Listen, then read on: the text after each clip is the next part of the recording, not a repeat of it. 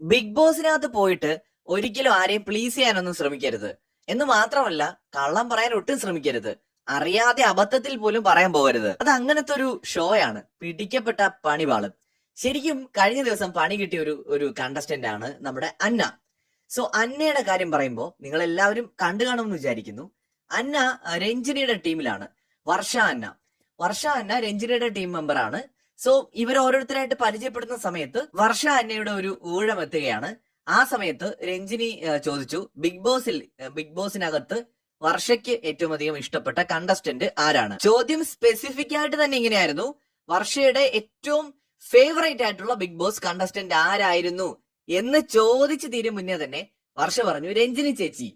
So അപ്പൊ പെട്ടെന്ന് രഞ്ജിനിയുടെ മുഖത്ത് ഒരു ചിരി വന്നു.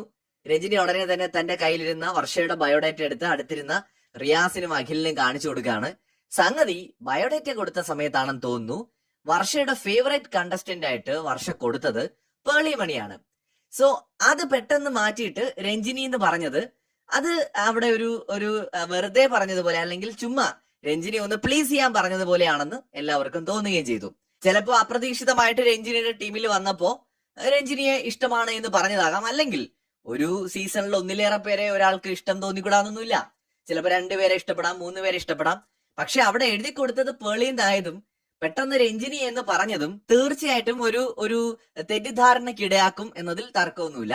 ബിഗ് ബോസ് എന്ന് പറയുന്ന പ്ലാറ്റ്ഫോം അങ്ങനെയാണ്. അവിടെ ചെന്ന് എന്ത് പറയുമ്പോഴും ആലോചിച്ച് പറയാവൂ. സോ ഇവിടെ ഒരു പക്ഷേ വർഷ രഞ്ജിനിയുടെ പേര് പറഞ്ഞുകൊണ്ട് രഞ്ജിനി ഒന്ന് പ്ലീസ് ചെയ്യാൻ വേണ്ടിയിട്ട് ശ്രമിച്ചതായിരിക്കാം. പക്ഷെ രഞ്ജിനി അത് കൈയോടെ പൊക്കി. അതും പേളി മണിയുടെ പേരാണ് എഴുതി കൊടുത്തത് ഫേവറേറ്റ് കണ്ടസ്റ്റന്റ് ലിസ്റ്റിൽ. പേളിയും രഞ്ജിനിയും തമ്മിലുള്ള സീസൺ ഫസ്റ്റിലെ പ്രശ്നങ്ങളൊക്കെ ഇപ്പോഴും തീർന്നെന്ന് എനിക്ക് തോന്നുന്നില്ല.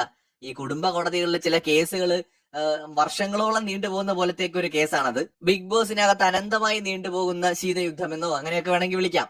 സോ എന്താണെങ്കിലും നല്ല ആളുടെ അടുത്ത് തന്നെയാണ് വർഷ പോയിട്ട് ഈ പണി